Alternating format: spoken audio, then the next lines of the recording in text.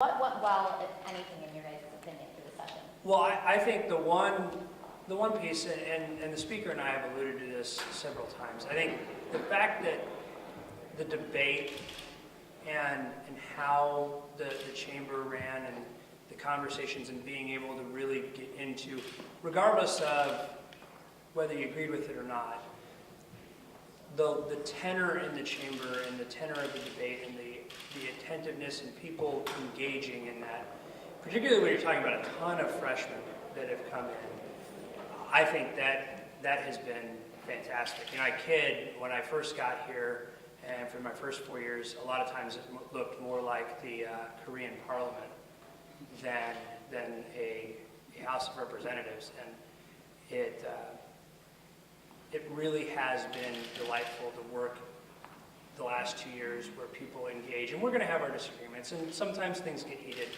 but it never got close to the point that it had the previous years. And I think that some of the issues, and we've seen some things where by the course of the debate we watched people start to engage.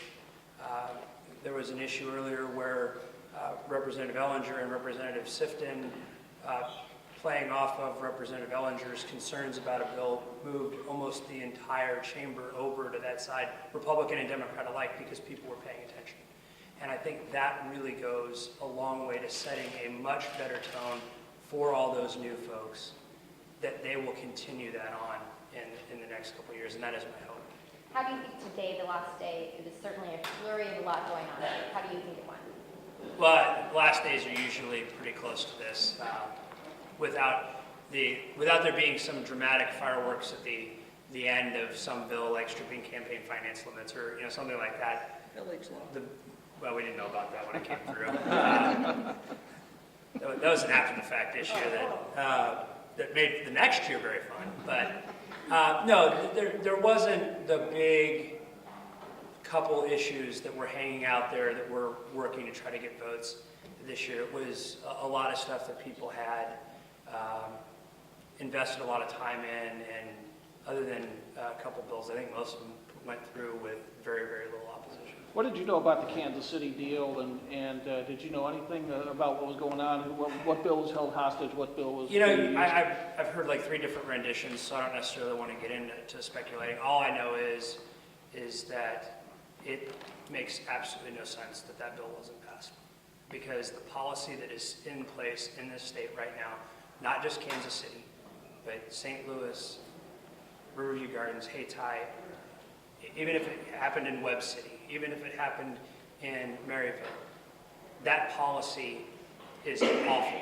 for the students that are attending those schools, and it needs to be changed.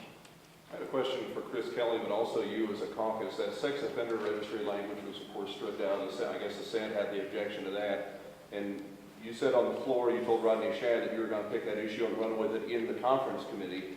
Do you plan to run with that next year? Is that going to be something you push for, and you as a caucus? I can't speak for the caucus. The leadership must do that. But for me, I am committed. That's important for social justice, and it's important for taxpayer savings. And I don't think that we had much objection from anybody in our caucus. I think it's one of those issues that is tough to deal with and takes some intestinal fortitude to get through, and we've managed to get it through a couple times now. Fortunately, it's failed at the goal line, but it's still a good policy.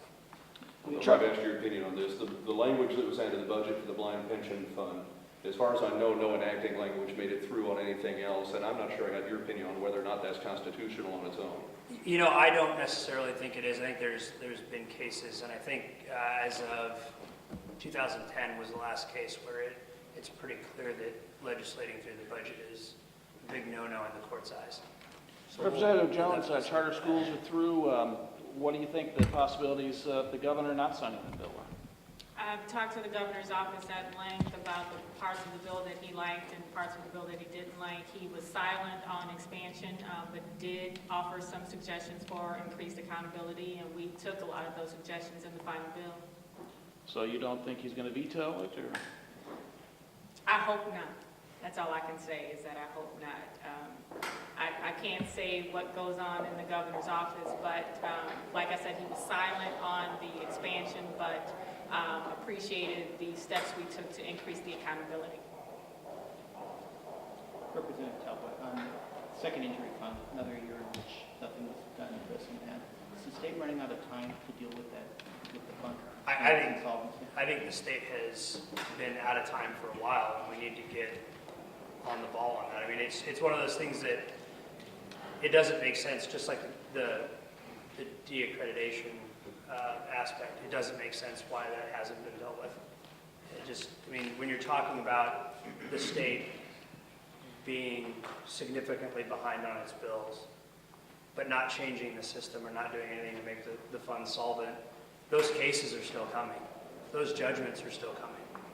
So we're just basically running on credit card on the second injury fund with zero income coming in to actually pay our bills, and that's ridiculous. Do you think there's a will in the legislature to do something, but not agreement on what to do? I think there has been a will to do something. The problem is that there are a couple of interests that continue to come after that program, and any idea to fix it that they're not amenable with.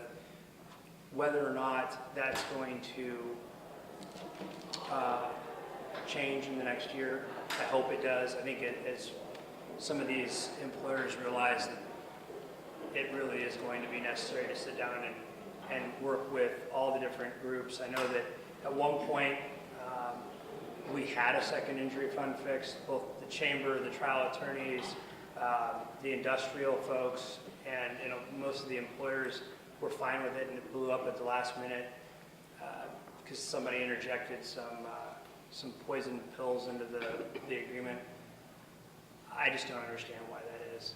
And just real quick, Tashara Jones deserves a lot of credit on moving the disparity.